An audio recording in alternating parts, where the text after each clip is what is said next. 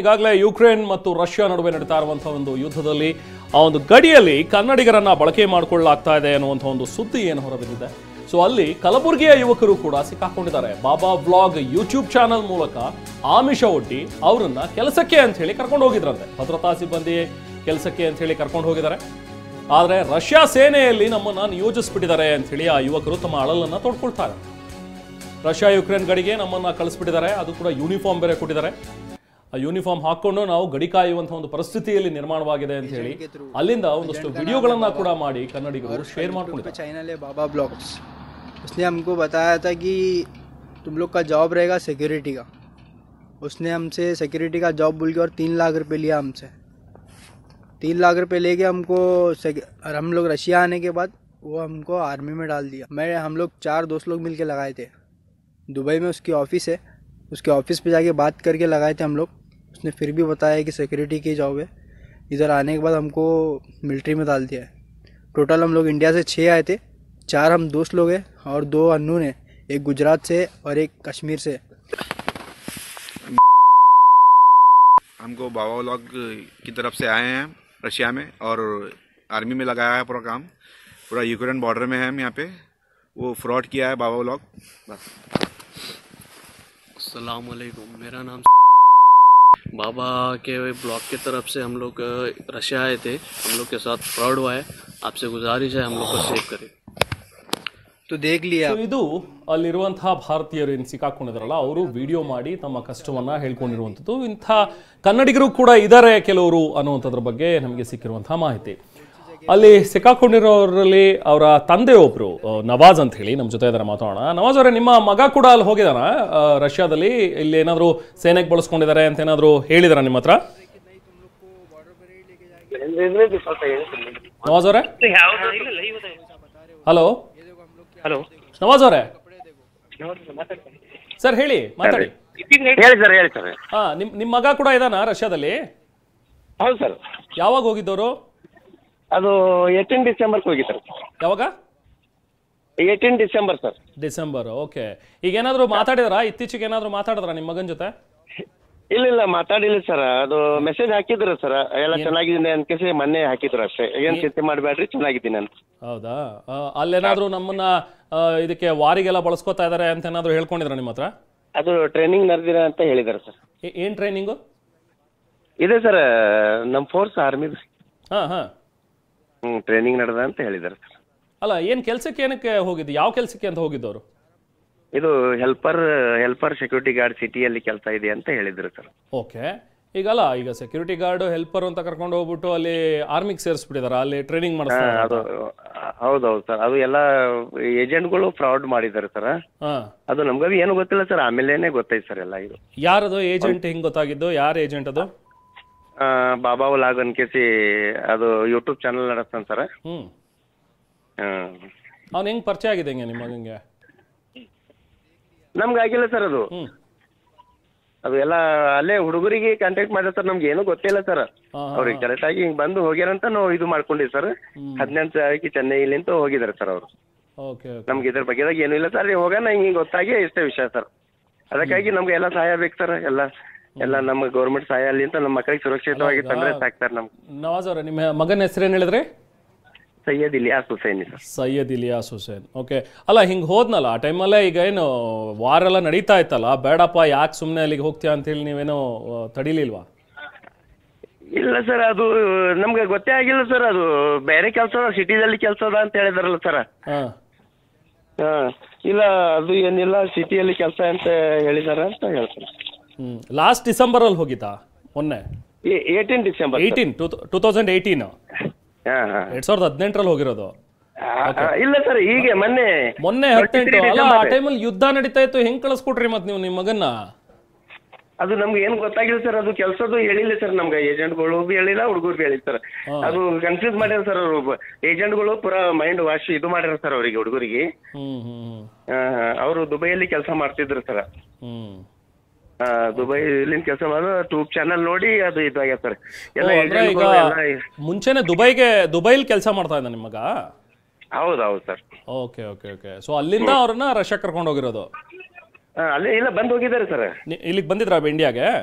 ಹಾ ಡಿಸೆಂಬರ್ನಲ್ಲಿ ಬಂದು 15 ದಿವಸ ಆಗಿ ಮತ್ತೆ ಆ ಕಡೆ ಮತ್ತೆ ಗುಲ್ಬರ್ಗದು ಇನ್ನೂ ಹುಡುಗರದ ನಾರಾಯಣಪೇಟದವ್ರು ಇದ್ದಾರೆ ಸರ್. ಹ್ಮ್. ಇದು ಮಾಡಿ ಕೂಡಿ ಎಲ್ಲರೂ ಹೋಗಿದ್ದಾರೆ ಸರ್. ಈಗ ಫ್ರೆಂಡ್ಸ್ ಒಂದಷ್ಟು ಜನ ಫ್ರೆಂಡ್ಸ್ ಇದಾರ ಅವರು? ಅಲ್ಲೇ ಕೆಲಸ ಮಾಡ್ತಾ ಅಲ್ಲೇ ಸಿಕ್ಕ್ಯಾರ ಸರ್, ಗುಲ್ಬರ್ಗದವ್ರು ಇದ್ದಾರ್ರಿ. ಓಕೆ. ಸೊ ಈಗ ನೀವೇನಾದ್ರೂ ಅಲ್ಲಿ ಹೋಗಿ ಡಿ ಸಿ ಹತ್ರ ಏನಾದ್ರು ಮನವಿ ಮಾಡಿದ್ರ? ಈಗ ನಿಮ್ಮ ಮಗನ್ ವಾಪಸ್ ಕರ್ಸೋದಕ್ಕೆ ಏನಾದ್ರು ನೀವೇನಾದ್ರು ಪ್ರಯತ್ನ ಮಾಡ್ತಾ ಇದ್ದೀರಾ? ಅದೇ ಸರ್, ಅದು ಮೆಸೇಜ್ ಅದು ಎಲ್ಲ ಹಾಕಿದೀವಿ ಸರ್ ಇಂಡಿಯಾ ಗೌರ್ಮೆಂಟಿಗೆ, ಅದು ಮಾಸ್ಕೋ ಅದು ಎಲ್ಲರಿಗೆ ಹಾಕಿದ್ದೀವಿ ಸರ್. ಓಕೆ. ನೀವು ಫೋನಲ್ಲಿ ಮಾತಾಡ್ಲಿಲ್ಲ ಈಗ ಇಲಿಯಾಸ್ ಜೊತೆ? ಈಗ ಮಾತಾಡಿಲ್ಲ ಸರ್. ಯಾವಾಗ ಲಾಸ್ಟ್ ಮಾತಾಡಿದ್ದು? ಯಾವಾಗ ನೀವು ಲಾಸ್ಟ್ ಮಾತಾಡಿದ್ ಸರ್? ಅದು 1 ತಾರೀಕು ಸರ್. 1ನೇ ತಾರೀಕು? ಹೌದೌದು ಸರ್. ಅಲ್ಲಿಂದ ಮೆಸೇಜ್ ಎಲ್ಲ ಹಾಕ್ತಾ ಇರ್ತಾರಾ?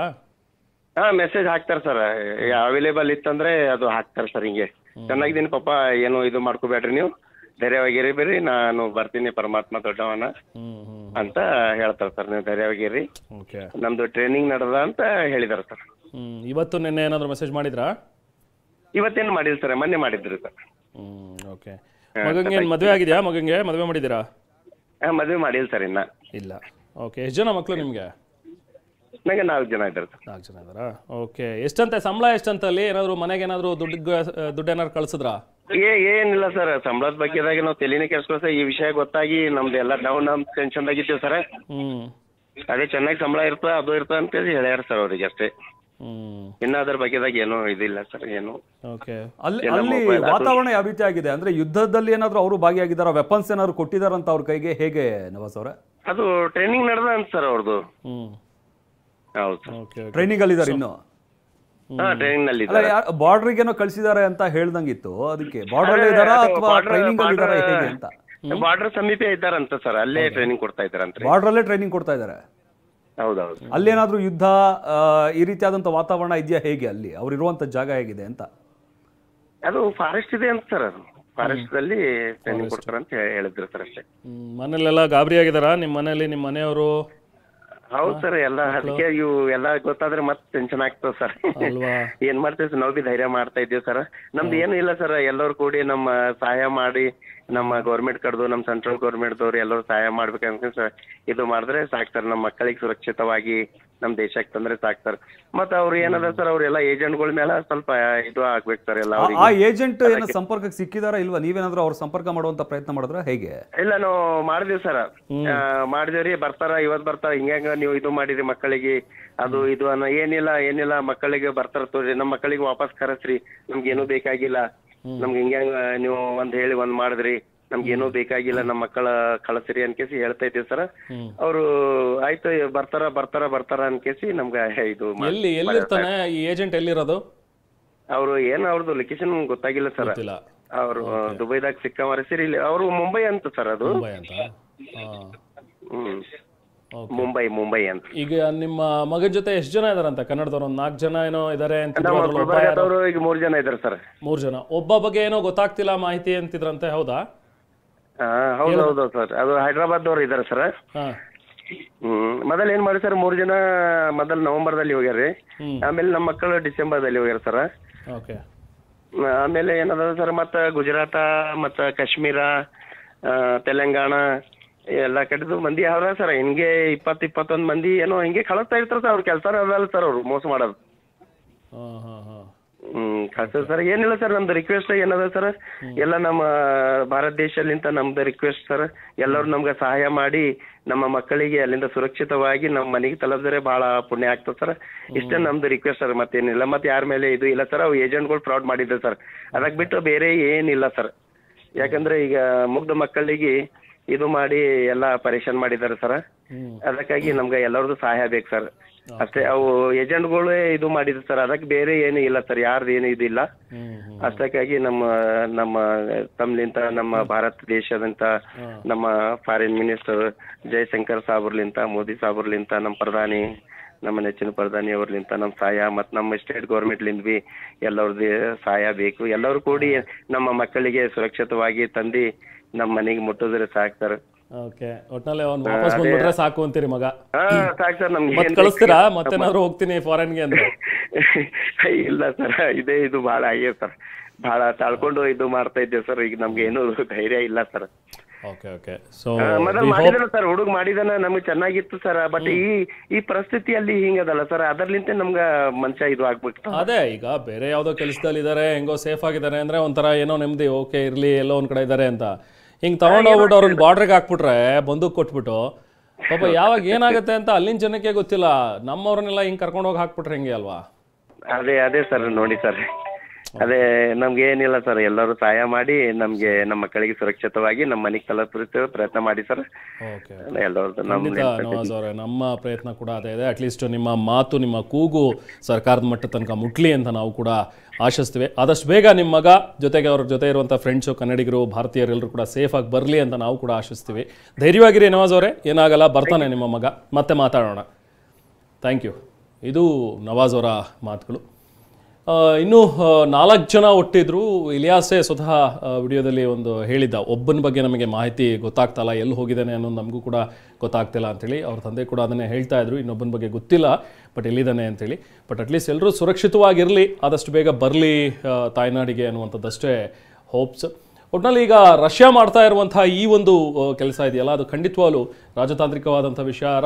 ಕೇಂದ್ರ ಸರ್ಕಾರ ಎಷ್ಟು ಮಟ್ಟಿಗೆ ಇದನ್ನು ಸೀರಿಯಸ್ ಆಗಿ ತೊಗೊಳುತ್ತೆ ಅನ್ನುವಂಥದ್ದನ್ನು ನೋಡಬೇಕು. ಯಾಕಂತ ಹೇಳಿದ್ರೆ ಈಗ ಉದ್ಯೋಗ ಅರಸಿ ಬೇರೆ ದೇಶಕ್ಕೆ ಹೋದವ್ರನ್ನ, ಇಲ್ಲ ಬನ್ನಿ ನೀವು ನಮ್ಮ ಯುದ್ಧದಲ್ಲಿ ಪಾಲ್ಗೊಳ್ಳಿ ಅಂತ ಕಳಿಸ್ಬಿಟ್ರೆ ಅದೆಷ್ಟು ಮಟ್ಟಿಗೆ ಸರಿ ಅನ್ನುವಂಥ ಒಂದು ಪ್ರಶ್ನೆಗಳು ಸಹಜವಾಗಿ ಮೂಡುತ್ತೆ. हम लोग 4 दोस्त लोग मिलके लगाए थे दुबई में, उसकी ऑफिस है, उसके ऑफिस पे जाके बात करके लगाए थे हम लोग. उसने फिर भी बताया कि सिक्योरिटी की जॉब है. इधर आने के बाद हमको टोटल हम लोग इंडिया से 6 आए थे. 4 हम दोस्त लोग हैं और 2 अननोन है, एक गुजरात से और एक कश्मीर से. हमको बाबा व्लॉग की तरफ से आए हैं रशिया में, और आर्मी में लगाया है पूरा काम. पूरा यूक्रेन बॉर्डर में है हम यहाँ पे. वो फ्रॉड किया है बाबा व्लॉग. अस्सलाम वालेकुम, मेरा नाम बाबा के ब्लॉग की तरफ से हम लोग रशिया आए थे. हम लोग के साथ फ्रॉड हुआ है. आपसे गुजारिश है हम लोग को सेव करें. तो देख लिए आप, हम मेरे 2 दोस्त लोग से भी बात हुई है, और एक जो मेरा दोस्त है वो हमसे अलग हो चुका है अभी. आर्मी में जिसको आने का है भाई वो ये वीडियो देख लो. सबसे पहले अपन आर्मी का कॉन्सेप्ट समझते हैं कि आर्मी के अंदर काम, भाई तुम लोगों को कोई रॉकेट साइंस नहीं है, कोई यहाँ पर आके तुम लोगों को तोप नहीं चलाने का, फायरिंग नहीं करने का, बॉर्डर पे नहीं खड़े होने का. एक सिंपल सी सिचुएशन समझो कि भाई ये कंट्री के अंदर 1000 आर्मी, अभी यहाँ पर मारा मारी वॉर वगैरह कुछ नहीं चल रहा है. वो बहुत बॉर्डर के लोग अंदर चले गए, यूक्रेन का भी कुछ हिस्सा लोग ने ले लिया है, तो वहाँ पर अभी आर्मी इनकी वहाँ चले गई. तो सीधी बात है, पीछे इनको चाहिए कि कुछ लोग हो जो ये सारी चीज़ों को संभाले, चीज़ों को ध्यान रखे. उनको मैन पावर की जरूरत पड़ रही है, तो ये चीज़ को कौन हैंडल करेगा? ये चीज़ को हैंडल करेगी तुम लोग. जैसे मान के चलो अभी लोग ने ये बिल्डिंग को खाली करा दिए, कोई पीछे बिल्डिंग है उसको खाली करा दिया, तो मोस्टली जो काम रहेगा यहाँ पर वो ये रहेगा कि डिमोलिश बिल्डिंग को खाली कराना, उसके अंदर के जो सामान है, कीमती सामान है, उसको बाहर निकालना, इनकी जो पुराने असला बारूद वगैरह है उसकी ध्यान रखना. मान के चलो ऐसा कुछ भी काम हो सकता है. मोस्टली सिक्योरिटी, हेल्पर, इस टाइप का काम है. समझ रहे हो मेरा भाई? ये सारे काम में तुम लोग को ध्यान रखना है, ये सारे काम में तुम लोग को हाथ बटाना है. तो दिमाग में रख के चलो, हेल्पर वाला काम है. और हर चीज़ की तुम लोग को इधर ट्रेनिंग मिलेगी. ठीक है, ट्रेनिंग तुम लोग को 3 महीने. मैं रशिया आया था जॉब करने के लिए एजेंट के थ्रू. एजेंट का नाम है बाबा, और उसका यूट्यूब पे चैनल है बाबा ब्लॉग्स. उसने हमको बताया था कि तुम लोग का जॉब रहेगा सिक्योरिटी का. उसने हमसे सिक्योरिटी का जॉब बोल के और 3 लाख रुपए लिया हमसे. 3 लाख रुपए लेके हमको, और हम लोग रशिया आने के बाद वो हमको आर्मी में डाल दिया. हम लोग 4 दोस्त लोग मिल के लगाए थे दुबई में, उसकी ऑफिस है, उसके ऑफिस पे जाके बात करके लगाए थे हम लोग.